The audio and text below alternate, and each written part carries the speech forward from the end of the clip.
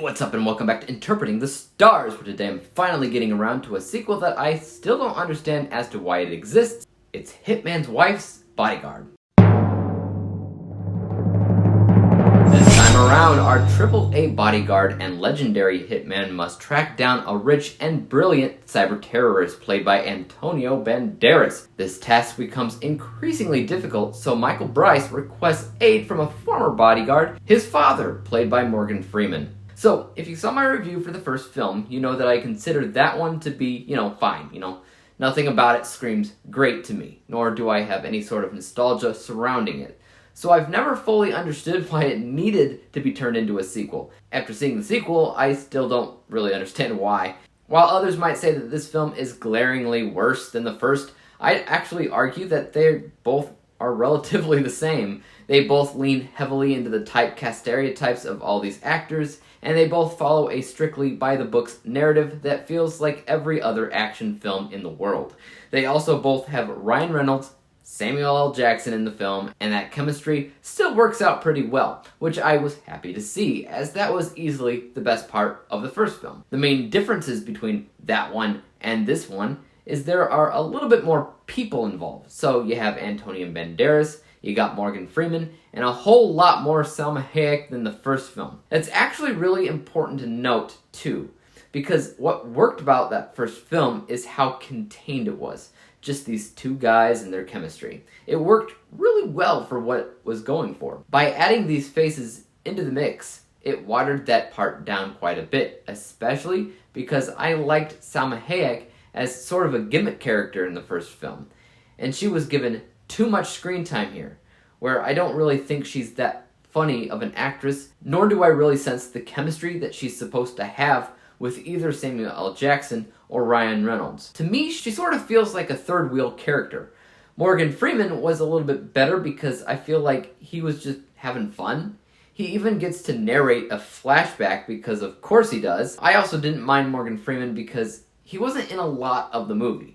He was here, he was there, and it was kind of like Salma Hayek in the first one, where it adds to the movie just enough for the audience to be happy with it. If he was in the whole movie as well, always in the forefront, I don't think it would have worked either. Now, I did kind of like the fact that this film allowed our characters to have kind of a perfect match to head up against. So Ryan Reynolds had to go up against another top-rated bodyguard in the world. Samuel L. Jackson had to likewise head up against another contract killer.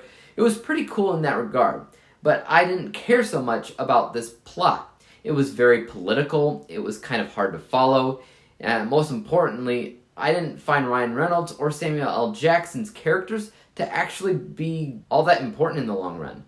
They're doing this mission because they're forced to by this cop, but if they got killed along the way, I'm sure the cop would, just force somebody else to do it and take their place. In the first film, there was more at stake because Sam Jackson's character had to give expert testimony, and only he could do it. If he died along the way, something very bad would definitely happen. Not here. They're just kind of pawns at the end of the day. Anybody could theoretically do the same job, which means that their importance is minimal. It's like they threw something random together just so that they could have an excuse to have these characters again in the movie cracking jokes. Well, here's the thing. If the setting doesn't work, then the comedy doesn't either.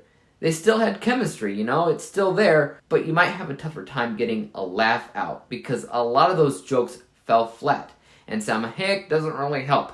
Before I forget, one of my main negatives of the film has to do with one of the running gags here, where Ryan Reynolds repeatedly calls himself on the phone and leaves a message on his machine in a way to call future version of himself. It's a form of therapy. To me, it was just kind of annoying. I don't know. So let's go ahead and break down my final score for a second.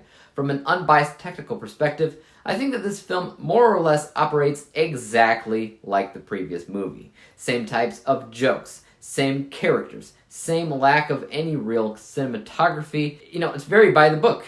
Nothing more, nothing less. This score is 62%. My bias score is a little bit less than that because, as I've mentioned before, I don't care that much about this series, and because this movie added a few elements that weren't as funny, I was definitely less engaged than I was previously. This score is 58%. And when we average out the two scores together, we come to the final rating of 60%, 60 out of 100 possible stars, or a C letter grade. Guys, let me know your thoughts on this film in the comment section down below. And as for YouTube, you guys know what to do. Hit that like, subscribe button, and bell to be notified when I come out with the next review. And until then, peace out. Dave examines movies we just watch for fun. Davey is the expert. He is the #1 critic that I go to when I need a movie.